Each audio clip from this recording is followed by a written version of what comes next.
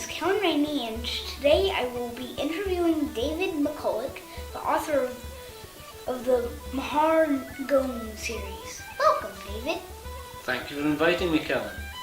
This is quite a substantial series, 1,101 pages in total. What is the Maahar Gome about? That's a great question. The story is about a little boy, a little bit older than you, who's American, but he has a great Uncle Hugh McDougall who lives in Scotland. And great Uncle Hugh comes over and gives him a gift of a little rock which comes to life. And it turns out this little rock, called Wullie, Wullie the Maahar Gome, is a very powerful creature. And he takes Finlay and Finlay's friends on all sorts of adventures. Tell us more about Wullie and where you got the idea for him. Well, that's a great question. When I was a little boy, even younger than you, I lived in a tiny little village in Scotland called Maahar. My dad was the village schoolmaster, and we got our milk not from the supermarket, but I had to walk with my brother up a country lane to Maahar farm with a big half-gallon can, and the dairymen would put the milk straight from the cows into the can, and that's how we got our milk. And the dairymen who used to talk to us every day, they used to tell me stories, and they used to say, I'm sure they were just trying to have fun with me and tease me. I remember one windy night when I was up to get my milk, and the dairyman said to me, "Oh, Davy lad, you better hurry back home tonight, because it's on nights like this that Wullie the Maahar Gome comes out." And I asked him, what's Wullie the Maahar Gome? "Oh, he's a mischievous and powerful creature, and he'll maybe bite your ankle on the way back down the road, or he'll maybe tie your shoelaces in a knot." So that night, going home with my older brother, he and I are looking around all the way down the thing, the milk can shaking like this, and then behind the hedge we heard chattering noises, and we thought that must be Wullie the Maahar Gome, and so we had to run all the way back down to our house, spilling half the milk. And now that I'm a grown-up, I think it was probably these young dairymen were running down the other side of the hedge and making funny noises just to amuse themselves and to scare me. But that idea of a little rock creature that can come to life and create mischief sort of stuck with me all of my life. And then about 10 years ago, I decided to start writing stories and just let my imagination go wild and see what I could come up with. And that's where the Wullie the Maahar Gome started. So if you ever go to Scotland, if you get your mum and dad to take you to Scotland one day, you can not only go to Edinburgh Castle to see the big military tattoo, but they could also take you to see Maahar, which is where Wullie came from. After the first 3 books, are there any others? Can you share any sneak peeks? Thank you for asking. I'm already working on book 4, and I don't know how many there'll be after that. I've got so many ideas of where I want to take Wullie and all his friends next. But as it happens, I do have with me the start of book 4. So when I start writing, I write pencil and paper, and then I type it up, and then I work it all out. So I've got I know that book 4 is going to be called Shadow Canyon, and I've got a pretty good idea of where it's all going to go. But if you like, I can read you the opening paragraphs just to see how the book starts. So it's all of these books are usually in 3 sections, they're in 3 parts. Yeah. And this is going to be the same. So part 1 is going to be called Zagra. I'm not going to tell you why. Zagra.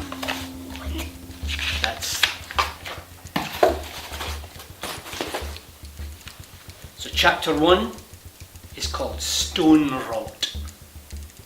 And the character in this is a grumpy American teenager. And you meet him in book 3. So for people who get to read book 4, they will have already met this guy. So chapter 1, Stone Rot. Justin Arthur Zablonsky was sick of Washington, D.C. already. It was nothing but boring, stuffy buildings and snooty, no-fun museum curators. But ever since the family trip to Peru last year, his mum wouldn't take any risks. Okay, so they had a bunch of things mysteriously disappear when they were at Machu Picchu, but that was probably just pickpockets and street punks. They'd have those in DC as well. But nothing would persuade his mom. There were to be no more foreign trips. Justin and his dorky sister Amelia were to be educated about the marvellous sights in their own great country, where everything was more civilised and safer. Whatever. So far they'd been to the Air and Space Museum, where the rockets and moon landing capsules were way smaller and less impressive than the ones in the Star Wars movies. And the dinosaurs at the Natural History Museum didn't move or bite the heads off fat, slow adults like they did in Jurassic Park. Amelia had burst out crying when Justin suggested they go to the Holocaust Museum. She said it would be too sad. She said she was feeling sick and needed to get some fresh air. So here they were on the National Mall, taking a tour of the famous Washington Monument. Yawn. Did you know that the Washington Monument, at 555 feet tall, was the tallest man-made structure in the world until 1889, and that it is still the world's tallest stone obelisk? Made of marble, granite and bluestone gneiss, the walls are 15 feet thick at the base, blah blah blah. Justin had slipped away from the tour group while his mom wasn't looking. He walked off across the grass to find a good spot for a photograph. It was a clear blue sky, so the straight white lines of the monument stood out clearly. There were a bunch of airplanes getting ready to land at the Reagan Airport. Maybe he could try to get an angle where it looked like one of the jets was about to smash right into the monument. He took a few of those. They were good, but still not unusual enough to really impress his friends. What about lining things up so that it looked like a big jet was perched right on top of the pyramid at the top of the monument? That will be amusing. It was while Justin was looking through the camera viewfinder, waiting for the exact best moment for his shot, that the screaming began. It was faint at first, just a distraction. He needed to maintain full concentration. When the jet appeared to be sitting right on the tip of the monument, the ground began to tremble. The top of the obelisk began to look bigger in the viewfinder. It was angling towards Justin, leaving the jet alone in the sky again. How weird was that? When Justin Arthur Zablonsky pulled the camera away from his face, he suddenly felt dizzy. 555 feet of stone was tipping over at its base and was toppling directly towards where Justin stood on the grass of the National Mall. Justin dropped his camera and ran. The monument leaned over in surreal slow motion, like a gigantic tree that had been chopped through at the base. It groaned, shuddered, and began to speed up as it fell. The wind rushed in Justin's ears as he ran. The screaming seemed louder now, since it was coming out of his own mouth. Then the ground lurched and bounced. Justin tripped and fell as dust, grass, dirt and leaves showered down on his back. When the noise subsided, he picked himself up shakily on hands and knees and turned around. The massive stone monument lay along the length of the grassy mall.